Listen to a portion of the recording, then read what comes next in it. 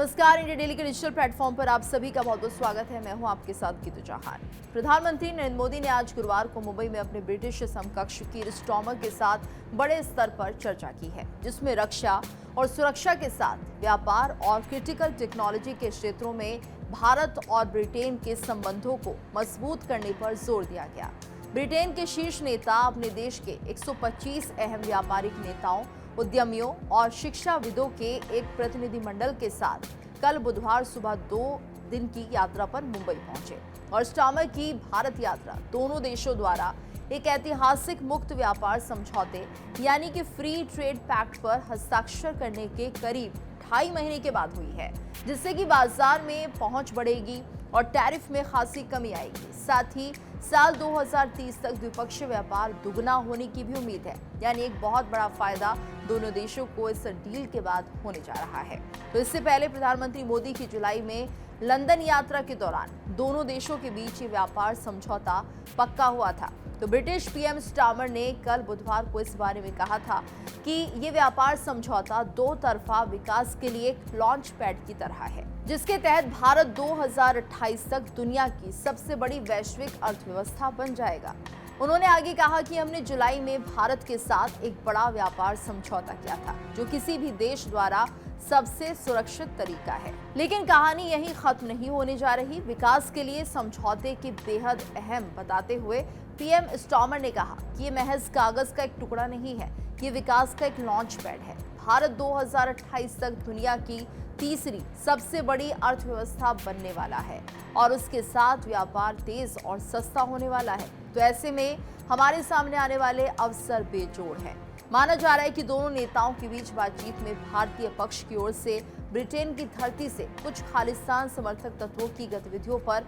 अपनी चिंताओं को उठाने के साथ साथ विजय माल्या और नीरव मोदी जैसे कई अरबपति भगोड़ों के ब्रिटेन से भारत प्रत्यर्पण करने का मामला भी उठ सकता है। तो ये तमाम पहलू है जिनको लेकर चर्चा संभव है और साथ ही ये भी कहा जा रहा है कि दोनों देशों में जब ये समझौता होगा तो हम देखेंगे आने वाले समय में जिस तरह से टैरिफ को लेकर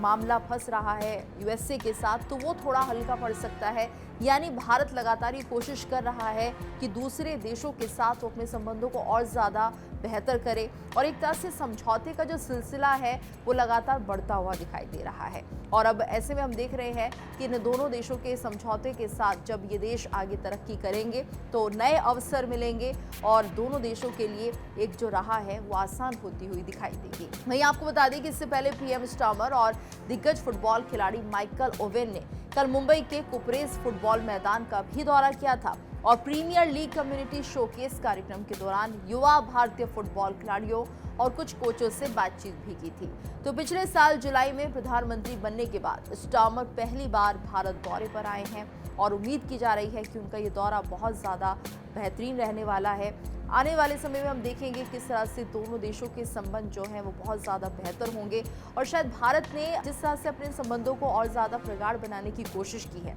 हम देख रहे हैं अमेरिका ने जब से टैरिफ लगाया है तब से भारत लगातार ये कोशिश कर रहा है कि हम दूसरे जो ऑप्शंस हैं वो तलाशने शुरू कर दें, क्योंकि हम अमेरिका की बात को नहीं मानने वाले हैं। सीधे तौर पर भारत ने ये अपना रुख साफ कर दिया है कि टैरिफ के बदले अगर आप ये चाहेंगे कि रूस के साथ हमारे जो समझौते हैं, जो हमारे रिश्ते हैं वो ख़राब हो जाए, तो ऐसा नहीं होगा। और अब इसमें हम देख रहे हैं कि किस तरह से जब ये दोनों देशों के बीच बातचीत हो रही है, हम कोशिश कर रहे हैं कि कहीं ना कहीं जो हमारे रिश्ते हैं वो दूसरे देशों के साथ इतने बेहतर हो जाए कि इस दिशा में जो हमारे प्रोजेक्ट्स हैं वो भी आगे बढ़े। और आने वाले दिनों में हम देखेंगे कि कई ऐसे एमओयू साइन होने हैं जिसमें रक्षा और सुरक्षा के साथ साथ व्यापार और क्रिटिकल टेक्नोलॉजी का जो क्षेत्र है वो भी बेहतर होता हुआ दिखाई देगा। तो भारत और ब्रिटेन के जो संबंध है वो और ज़्यादा बेहतरीन होने वाले हैं, क्योंकि लगातार हमें देख रहे हैं कि बातचीत चल रही है, चर्चा चल रही है, कुछ ऐसे समझौते हो सकते हैं और ये जब समझौते होंगे तो हम देखेंगे कि कई ऐसे अवसर युवाओं को मिलेंगे, बेरोजगारों को मिलेंगे। तो कुल मिलाकर प्रगति के पथ पर दोनों देश आगे बढ़ते हुए दिखाई देंगे। आप इस खबर को लेकर क्या राय रखते हैं, कमेंट करके हमें जरूर बताइए।